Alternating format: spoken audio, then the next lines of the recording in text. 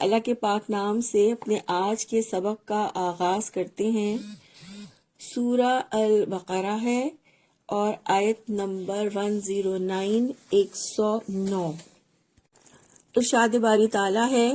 وَدَّ كَثِيرٌ مِّنْ أَهْلِ الْكِتَابِ لَوْ يَرُدُّونَكُم مِّن بَعْدِ إِيمَانِكُمْ كُفَّارًا حَسَدًا مِّنْ عِندِ أَنفُسِهِم مِّن بَعْدِ مَا تَبَيَّنَ لَهُمُ الْحَقُّ فَاعْفُوا وَاصْفَحُوا حَتَّى يَأْتِيَ اللَّهُ بِأَمْرِهِ إِنَّ اللَّهَ عَلَى كُلِّ شَيْءٍ قدیر۔ لفظی ترجمہ ہے ودّا چاہتے ہیں، کثیر من اہل الکتابی بہت سے اہل کتاب، لو کاش، یردونکم وہ سب لوٹا دیں تمہیں، من بعد ایمانکم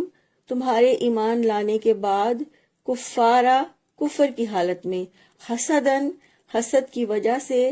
من عند انفسہم ان کے دلوں کی طرف سے،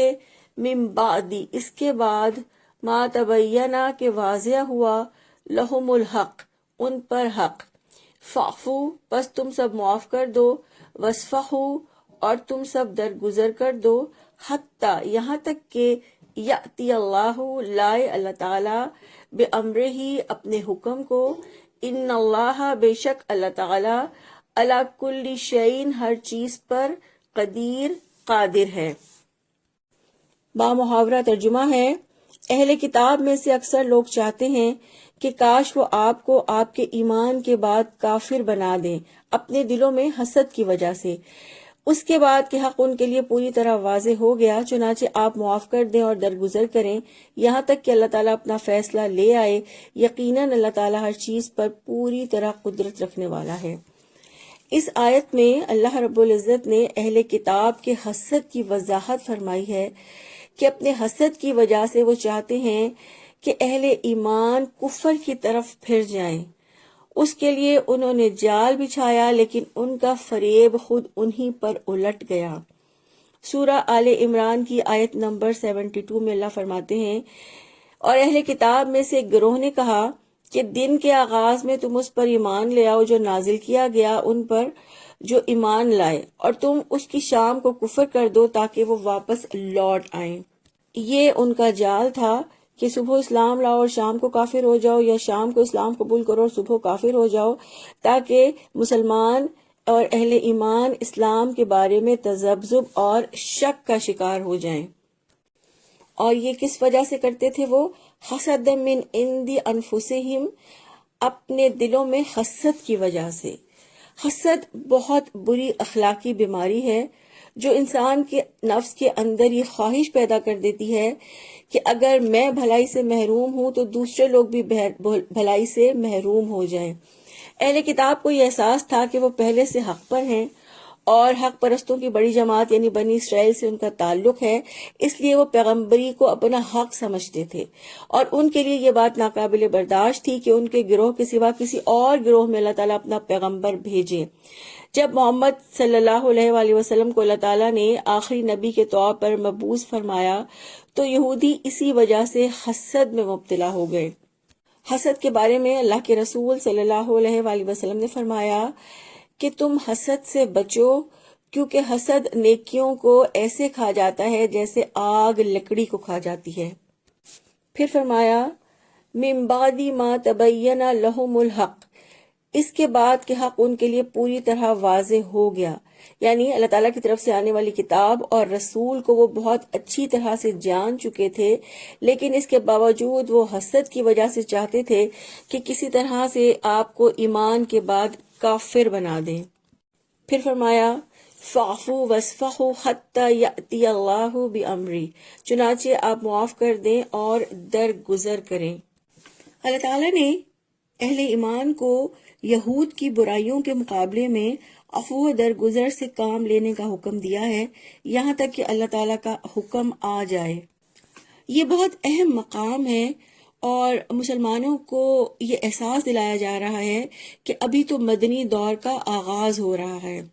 اور ابھی تو کشمکش اور مقابلہ اور تصادم کے بڑے سخت مراحل آنے والے ہیں، اور چنانچہ اہل ایمان کا سب سے پہلا محاذ تو کفار مکہ کے خلاف ہے۔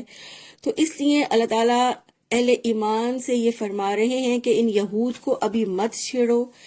فی الحال ان کے طرز عمل کے بارے میں زیادہ توجہ نہ دو، بلکہ عفو درگزر اور چشم پوشی سے کام لیتے رہو، حتی یأتی اللہ بامرہ، یہاں تک کہ اللہ اپنا فیصلہ لے آئے۔ یعنی اے مسلمانوں، یہودیوں کے ساتھ ابھی مت الجھو، ان پر اپنا وقت ضائع نہ کرو، ان کو ان کے حال پر چھوڑ دو اور صبر کے ساتھ دیکھتے رہو کہ اللہ تعالیٰ ان کے حق میں کیا فیصلہ فرماتا ہے۔ اور ایک وقت آئے گا جب اے مسلمانوں تمہیں آخری غلبہ حاصل ہو جائے گا، اور جب تم باہر کے دشمنوں سے نمٹ لوگے تو پھر اندرونی دشمنوں کے خلاف بھی تمہیں آزادی دی جائے گی کہ ان کو بھی کیفر کردار تک پہنچا دو۔ ان اللہ علی کل شیء قدیر، یقیناً اللہ تعالیٰ ہر چیز پر قدرت رکھنے والا ہے۔ اور پھر یہود کے حق میں بھی اللہ تعالیٰ کا وعدہ پورا ہوا، اور مدینہ کے گرد و نواح کے یہود برباد ہو گئے، کچھ قتل کر دیے گئے اور کچھ کو ملک بدر کر دیا گیا۔ رسول اللہ صلی اللہ علیہ وآلہ وسلم کے دور میں بھی نئے اسلام قبول کرنے والوں سے یہودی یہ کہتے تھے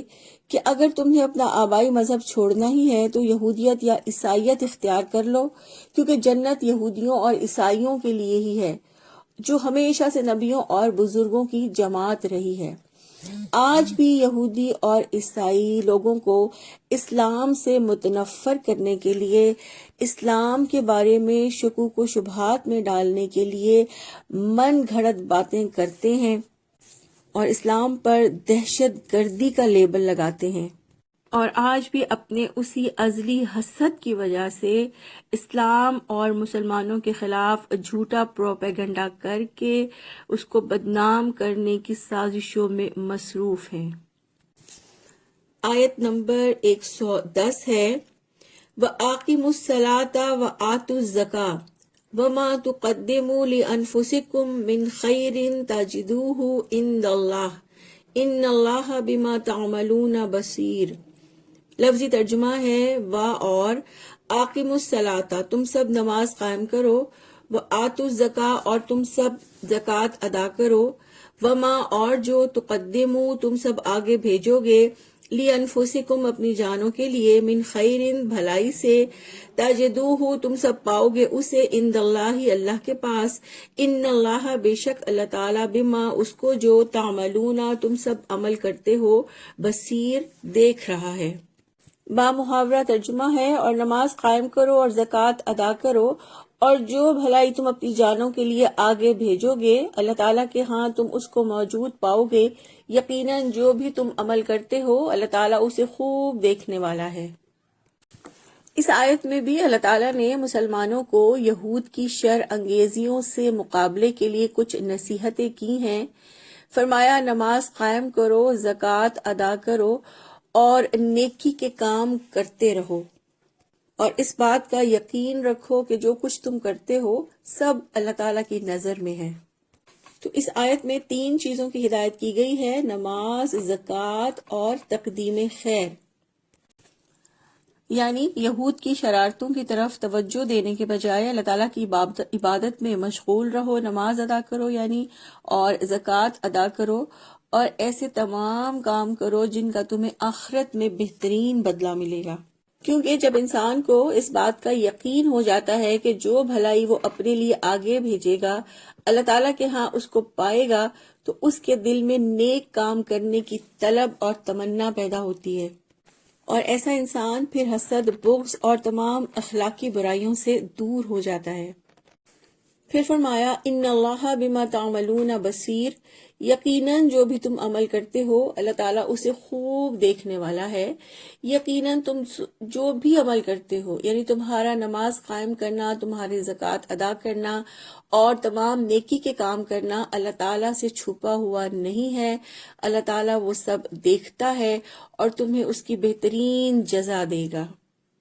اللہ تعالیٰ سے دعا ہے اللہ تعالیٰ ہم سب کو بھی نماز قائم کرنے کی، زکوٰۃ ادا کرنے کی اور نیکی کے کام کرنے کی توفیق عطا فرمائے۔ سبحانک اللہم و بحمدک، نشہد ان لا الہ الا انت، نستغفرک و نتوب الیک۔ السلام علیکم ورحمۃ اللہ وبرکاتہ۔